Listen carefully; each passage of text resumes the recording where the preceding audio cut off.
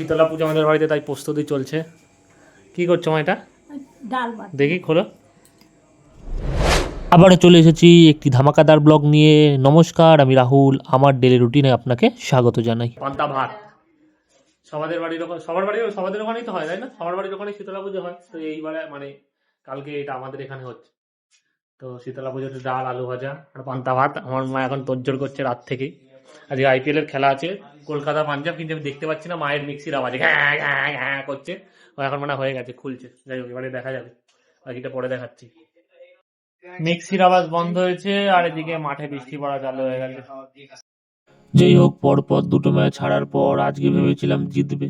জেতা তো দূরে থাক, ম্যাচ হয়তো ড্র হয়ে যাবে। বলটাই খারাপ, মানে আমার না, কলকাতা।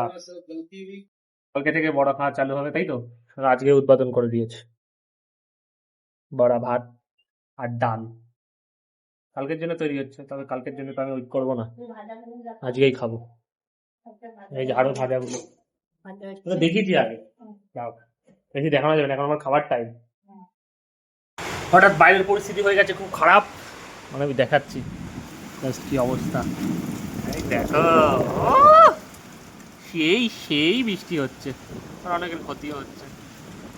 বিশাল অবস্থা খারাপ, মানে ঝিমঝিমিয়ে একদম বৃষ্টি এলো, পুরো রিমঝিমিয়ে। KKR পাঞ্জাবের খেলা তো চুলকে দেখতে তো মনে হয় পাবো, ঝড়ই দেখি বসে বসে।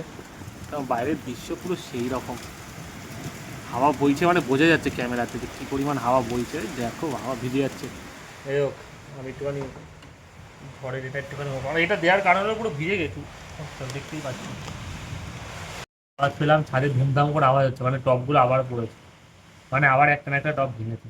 কপালটাই খারাপ, ঘরের মধ্যে বসে আছি পুরো ভিজে, এই জানলাগুলো বসে ভিজিয়ে দেখছিলাম, পুরো ভিজে গেছে, হাত পাত সব ভেজা, গায়ের সব পুরো ভেজা।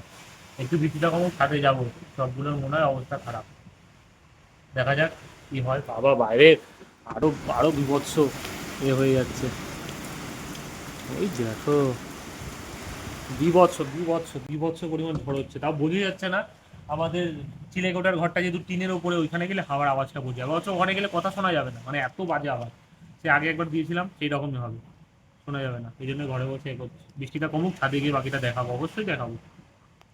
অনেকক্ষণ আগেই খাচ্ছিলাম ল্যাদ, এবার খাবো পান্তা। এটা আগের দিনই মা করে রেখেছিল। পড়া এর মধ্যে কি আছে? এর মধ্যে এবার লোভ ফোভ, তোমরা আবার লোভ টোভ দিও না, তোমার পেটটা খারাপ করবে। সারাদিনই হবে পান্তা। পান্তা খেয়ে খেয়ে আর ভালো লাগে না, এই একদিনটাই সব থেকে বিটকেল। তবে এবার একদিকে ভালো, হ্যাঁ হ্যাঁ, সব থেকে ভালো দিন নাকি আজকে পান্তা, সব থেকে ভালো দিন আমার মা বলছে, কিন্তু একদম ভালো না, একদম ভালো না। ল্যাদ খেতে খেতে অভ্যস্ত হয়ে গেছে, এবার খাবো পান্তা পান্তা পান্তা। ও সাজিয়ে দেবে বলছে, তারপর আগে থাকতে আগে মা কই সাজিয়ে দিয়ে পুরো এগিয়ে দিচ্ছে।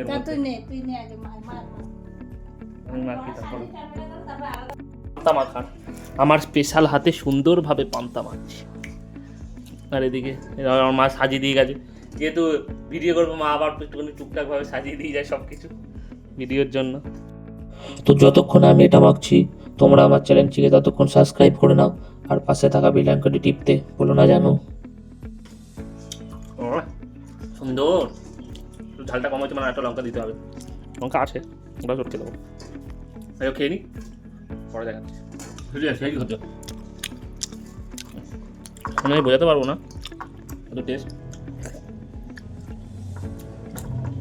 সুন্দর খেতে। সপ্তাহে একবার তো খাওয়া দরকারি, মানে মাছ মাংসের সাথে সাথে কম্পেয়ার করাটা উচিত না এর জায়গায়। তবে সত্যি খুব ভালো খেতে, অপূর্ব অপূর্ব। আরে ওই বউরা সব মাথায় করে কুলুনি পাড়ায় পাড়ায় ঘোরা, এটা সব জায়গাতেই হয়। আমি বাইরে গিয়ে সেটা দেখাচ্ছি কিছুটা।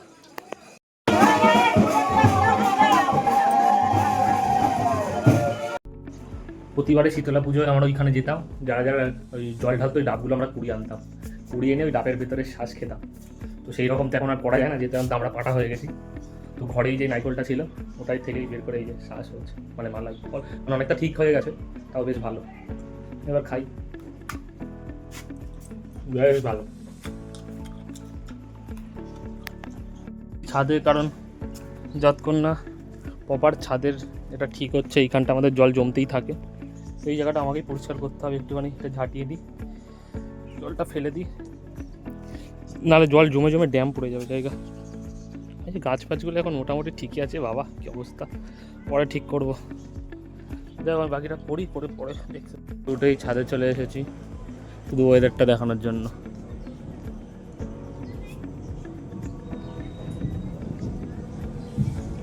প্রচণ্ড পরিমাণ হাওয়া দিচ্ছে, বোঝা যাচ্ছে না। আমি ঘুম থেকে উঠে চলে, চোখ মুখ দেখে হয়তো বোঝা যাচ্ছে যে ঘুম থেকে উঠে এসেছি। বৃষ্টি তো হবেই একটা, আমার বৃষ্টি হবে তোমার?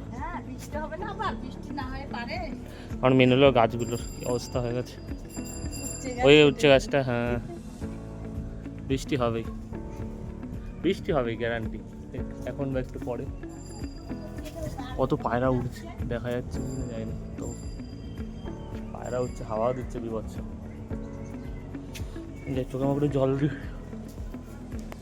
কথা বলছিলাম, মেঘের কথা বলছিলাম, জাস্ট কয়েক মিনিটের মধ্যে পুরো কালো হয়ে গেল, পুরো কালো, কয়েক সেকেন্ডের মধ্যে এই অবস্থা। জাস্ট কয়েক সেকেন্ডের মধ্যে পুরো কালো হয়ে গেল, আর বৃষ্টি পড়াও চালু হয়ে গেছে।